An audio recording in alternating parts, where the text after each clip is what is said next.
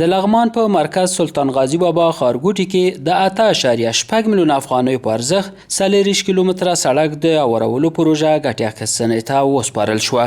د یادې پروژې د ګټې اخیستنې په مراسمو کې چې نن شنبه د لیندیر په 14مه نیټه له غرمې وړاندې ترسره شول، پر مهال لغمان والي ښاغلي محمد آصف ننګ سربیره، مهرتلام ښاروال نظیف الله الکوزي، د ولایت مقام د سکتوري او تخنیکي خدمتونو رئیس انجینر فقیر الله، ژورنالیستانو او یو شمېر نورو ګډون کړی و.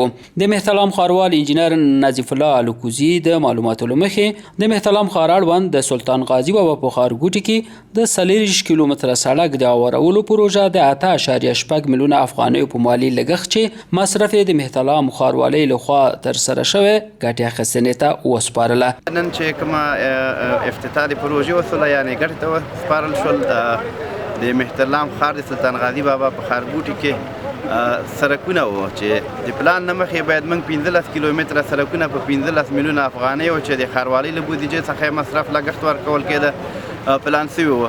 او خوشبختانه چې موږ په 8.8 میلیون افغانیو باندې 40 کیلومتره سړک چې څنګه غوښتنه وه په هغه شکل باندې جوړ کړی سو، نن عملاً ګټې ته وسپارل سو.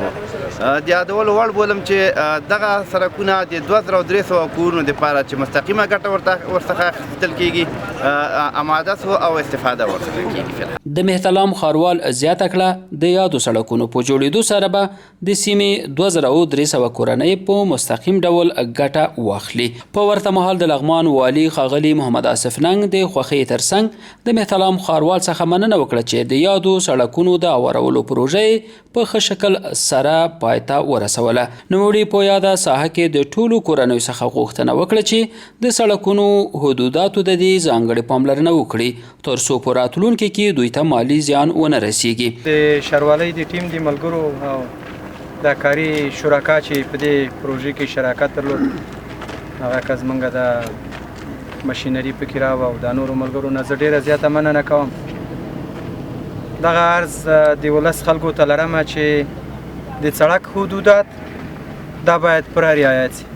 که د سړک حدودات رعایت نه سو، سبا دا کور ړنګېږي یا بالاخانه یې ړنګېږي چې تجاوز یې کړی وي، یا مثلا بدرفت یې جوړ کړی وي، دا ړنګېږي. ځکه دا بیا موږ وروسته د خلکو ته تاسې آګاهي ورسوئ چې بدرفت به د باندې نه راباسئ. ځکه د ابرسانۍ پروژه لرو، د جویه کشۍ پروژې لرو، دا نورې لرو، او یو د سړک حدود پوښتنه کوي چې دې ته تجاوز ونه سي، ځکه په دې کې بیرته دا تخریب راځي. نو انشاءالله موږ به د سلطان غازي د سړکانو د پخولو چاره هم وکړو.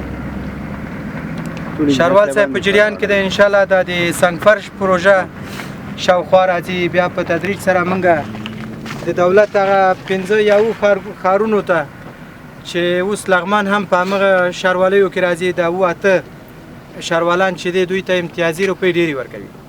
نو که سږ کال 1 میلیون ډالر دوی واخلي، کال ته کیدای سي 2 میلیونه ډالره واخلي. په 2 میلیونه ډالره چې 1.5 میلیونه افغانۍ کېږي، کافي کار پې کېږي انشاءالله. ښاغلي ننګ وویل په سلطان غازي بابا ښارګوټي کې به د پاتې سړکونو د اورولو چارې هم ډېر ژر شروع کړي تر څو ولسونو ستونزې حل شي.